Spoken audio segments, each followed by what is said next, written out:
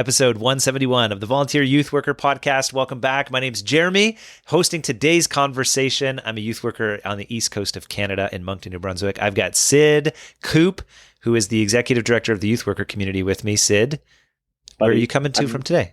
Today I'm in Calgary, Alberta. Yeah. Excited to be here. I get to work with my friend Tim McAlpine at his school today, doing a parent seminar later tonight. So it's good to be in Calgary, bro. It's good. Well, it's good for us to be together while I'm in Calgary and you're in New Brunswick. It's amazing. Yeah, it's absolutely. So some people may not realize, but the youth worker community is the organization that both of us work for, we're connected to, and is a part of hosting this podcast. And so we get to do all sorts of fun things and be a part of youth ministries all over. And so, Jared, listen to this, bro. This week, because this is going up this week, like we get to do this, which is super fun.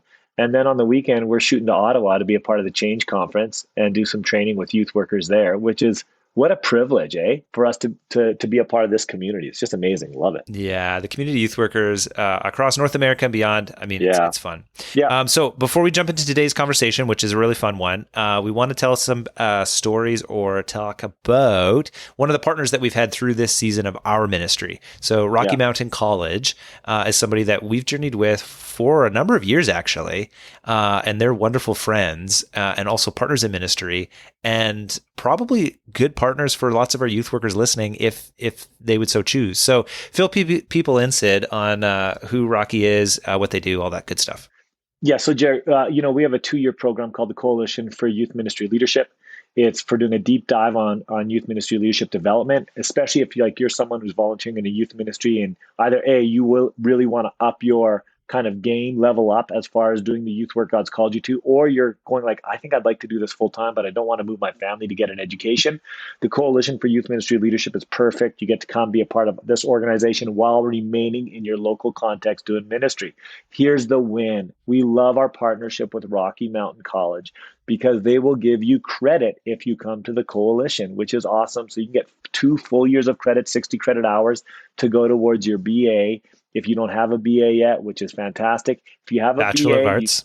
Bachelor of Arts, thank you. You can take the program as a master's, but Rocky partners with us on the Bachelor of Arts, and we love them for it. They don't charge you a dime for it. They just give you the credit, help move your education forward, which is fantastic.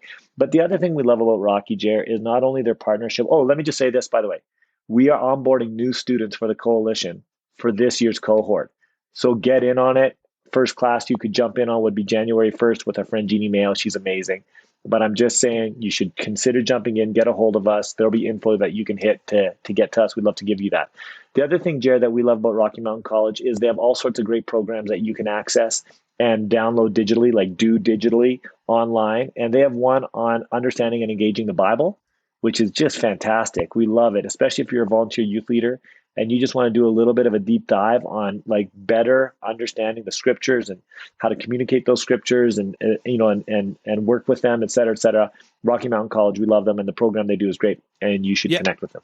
Yeah. So if this sounded like a bit of an ad on the front end, but youth workers, listen, this is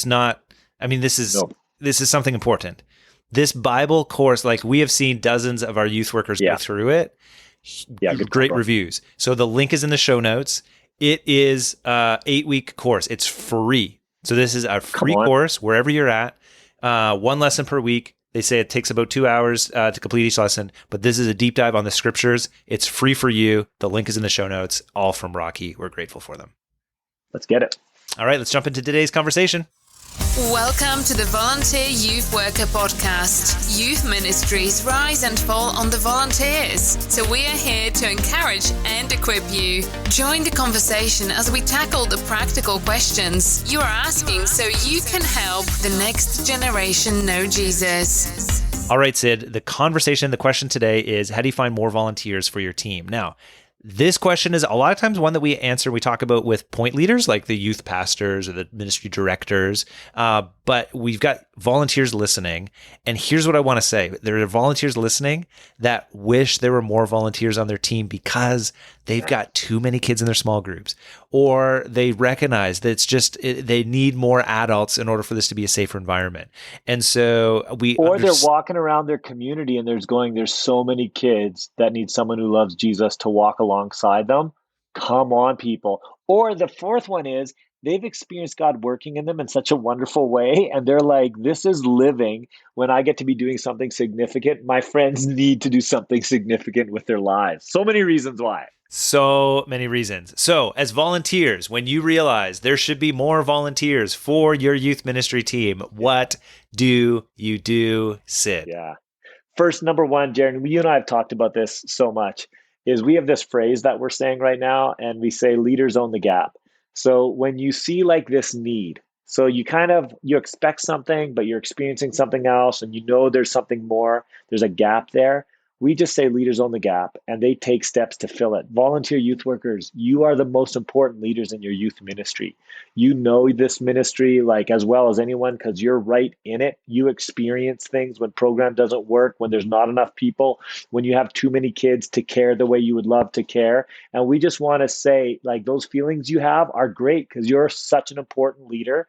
And so we would say own the gap. Let's make a move to go and find other volunteers to help with this issue. Now, Jer, you talk a lot about what that could practically look like. So, Jer, like, well, if I'm a volunteer and I go, man, I know I need more volunteer leaders here, what would be one or two steps that they should take to own that gap in particular?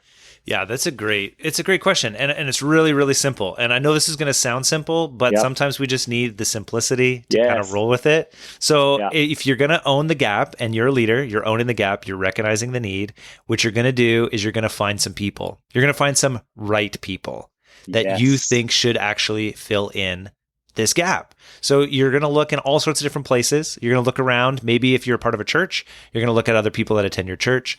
You're going to look at some of your friends. You might look at other parents of students. You might look for other leaders in your organization, whatever it might be. But you need to first just think about who are the types of people, the right people that really should be doing this work. And I would make a list. So, you know me, Sid, I like to get it, again, hyper practical. So I'm writing down names. I'm making a list of maybe 5 people, maybe 10 people.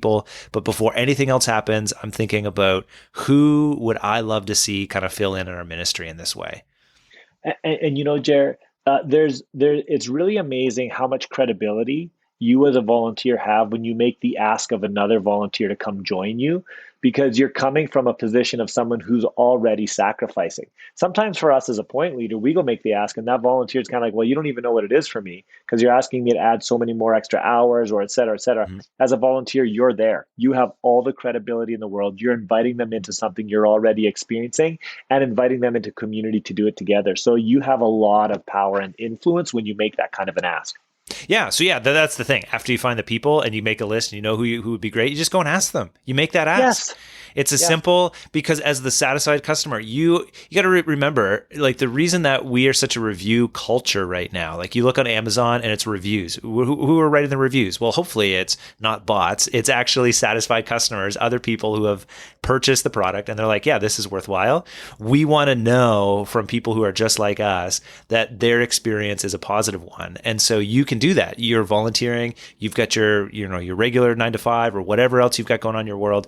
And so you make that ask as somebody that is another volunteer and you're just inviting somebody to the same journey that you've experienced. So to make that ask, Sid, you want to jump in and say something there? No, I was just going to say, so the first thing is like own the gap. So just go, yep, you've seen it, own it, great. Number 2, Jer, I think we said make a list of people that could possibly fill that gap.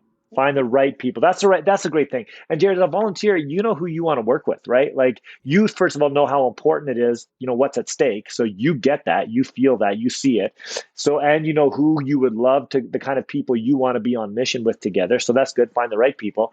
Number 3 is then make that ask. Go ahead, make that ask. And remember, you have all the credibility in the world. And you're not calling them to something of yours, you're calling them to a mission that God's called you to. So it's such a worthwhile ask to make. And we love that you would do that. By the way, as a point leader, if I have volunteers doing this, I get thrilled. I'm so thankful that they have such a deep sense of ownership. And maybe, Jared, that might be one of the steps too in there is, hey, let your point leader know what you're doing as well. So you're just saying, hey, this is what I'm doing, I'm in, because they might actually have some steps that are a part of the volunteer recruitment process that you're going to invite that other volunteer in, things like plan to protect policies, RC&P checks, et cetera, et cetera. So you just want to be informed and you want to keep your point leader informed as well. Yeah, 100%. But listen, it's such a gift when volunteers bring more volunteers. We just saw this. So my wife is a volunteer point leader. Yeah. She's a volunteer point leader at our church. She runs our New Here experience. And so are a little bit of a bigger church. And so she's got, I want to say maybe 20 people on this volunteer team, but they're always looking for more to look after new guests. And just this last week, some of her team members brought multiple other of their friends, and they're like, these people are joining our team because they're going to be fantastic for it. And they were missional about it. They're like, this is the reason why. This is why we want to make sure that we've got a welcoming church. This is why we got to care for new guests. And these people are going to help do it. And it's just a gift, because then as the point leader, you can say, oh, this is great. I'll onboard these people. I'll train, make sure they're the right person. And then we get to expand the ministry that God's called us to. So really appreciate it. Volunteers, do not be concerned if you don't have enough people. Just be a leader and own that gap, and you can take care of it. Anything else we need to say, Sid? Man, I just think the last thing is, again, and Jared, it's interesting over the last number of months, there's been a number of gaps that I've been a part of, gaps that I've even caused, let's be clear. But I'm just discovering how gracious the Lord is. And you guys, I think we lean in and we pray. God has ordained that he works through prayer. And so all of this stuff, we're making an assumption here as we pray in it, God provides, but he also leads us. And we get to experience and observe him at work in these types of moments. And again, what we do matters so much. Jerry, you and I say it all the time. Volunteers, you make an eternal difference. This is about passing faith to the next generation. It's so worth the ask. It's worth getting rejected, but it's really worth being on our knees and asking the Lord to intervene in really powerful ways. And I'm just amazed at how he provides and who he provides, and that what the experience is being a conduit of that. So volunteer youth workers, we sure love what you do. Thanks so much for your work, and stay the course, man. Stay the course. Yeah, we'll see you back in the next time for another conversation here on the Volunteer Youth Worker Podcast.